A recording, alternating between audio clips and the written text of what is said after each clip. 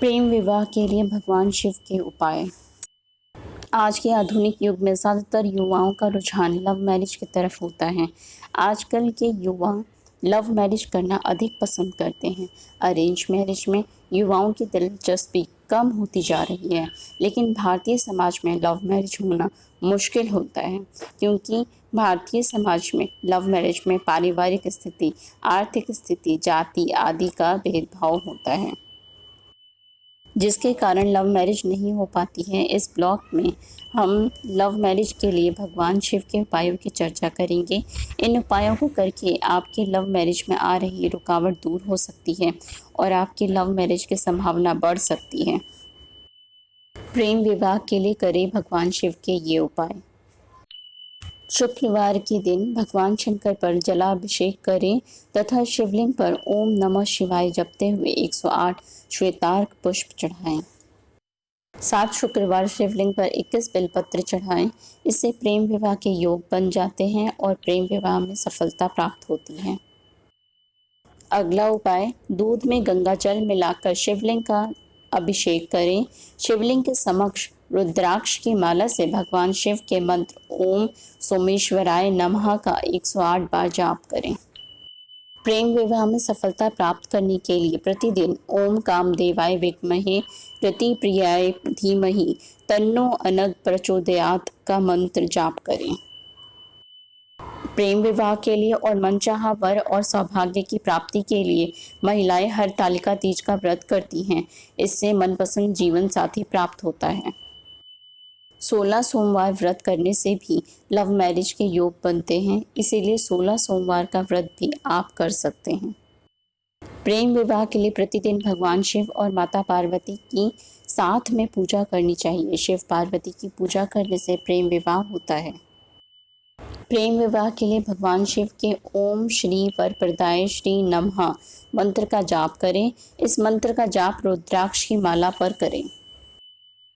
प्रेम विवाह के लिए शिव पूजा कैसे करें? विवाह के इच्छुक युवक युवतियां हर रोज मंदिर जाकर शिव पार्वती की पूजा करें। ऐसा करने से विवाह में हो रही देरी के ग्रह दूर होते हैं। शिव पुराण के अनुसार भगवान शिव ने माता पार्वती की तपस्या से प्रसन्न होकर ही पत्नी रूप में स्वीकार किया था। इसीलिए भगवान शिव और माता पार्वती की पूजा करने से विवाह में आ रही अड़चन दूर होती है। मनचाहा वर पाने के लिए शिवलिंग पर क्या चढ़ाएं?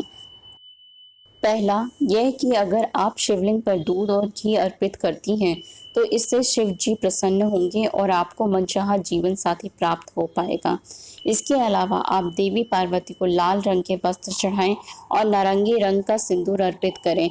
ऐसा करने से भी आपको मनचाहे वर की प्राप्ति होगी। गुरुवार के उपाय, सफ़ेद चंदन, हल्दी या गुड़चन का तिलक लगाएं। हर तरह की बुरी लत को छोड़ने के लिए अति उत्तम दिन, क्योंकि इस दिन संकल्प की अधिकता रहती है। श्रवण मास गुरुवार को पापों का प्रायश्चित करने से पाप नष्ट हो जाते हैं, क्योंकि यह दिन देवी देवताओं और उनके गुरु बृहस्पति का दिन होता है। उत्तर, पूर्व, ईशान दिशा में यात्रा करना शुभ होता है। धार्मिक मामले, प्रशासनिक, शिक्षण और पुत्र के रचनात्मक कार्यों के लिए यह दिन शुभ है। सोने और तांबे का क्रय विक्रय कर सकते हैं। इस दिन घर में धूप दीप देना चाहिए, खासकर गूगल की धूप देना चाहिए। इस दिन धूप देने से ग्रह कलह, तनाव और अनिद्रा और क्रिया कराया में लाभ तो मिलता ही है, साथ ही दिल और दिमाग के दर्द में राहत मिलती है। सबसे बड़ी बात यह है कि इस दिन धूप देने से पारलौकिक मदद मिलती है। दूसरा, श्रवण मास का गुरुवार करने से खुल जाते हैं भाग्य के द्वार, क्योंकि बृहस्पति चौथा, पांचवा और 9वें भाव पर अपना प्रभाव रखते हैं। तीसरा उपाय, यदि विवाह में कोई कठिनाई आ रही है या वैवाहिक जीवन सुखमय नहीं है तो श्रवण मास गुरुवार का व्रत करना चाहिए। चौथा, यदि आपकी कुंडली में अल्पायु योग है या जीवन रेखा कमजोर है तो आपको श्रवण मास गुरुवार का व्रत निरंतर रखते हुए गुरु के उपाय भी करना चाहिए, क्योंकि गुरु ही लंबी आयु भी प्रदान करता है। पांचवा, उथली व छिछली मानसिकता वाले व्यक्तियों को श्रवण मास बृहस्पतिवार का उपवास अवश्य रखना चाहिए। छठा, यदि गुरु दशम भाव में है या किसी भी प्रकार से पितृदोष निर्मित हो रहा है तो जातक को श्रवण मास गुरुवार अवश्य करना चाहिए। साथ ही प्रतिदिन हनुमान चालीसा भी पढ़ना चाहिए। सातवां उपाय, जीवन में हर मोड़ पर असफलता का सामना हो रहा है और किसी भी प्रकार का सुख नहीं मिल रहा है तो निश्चित ही गुरुवार का कठिन व्रत करना ही चाहिए।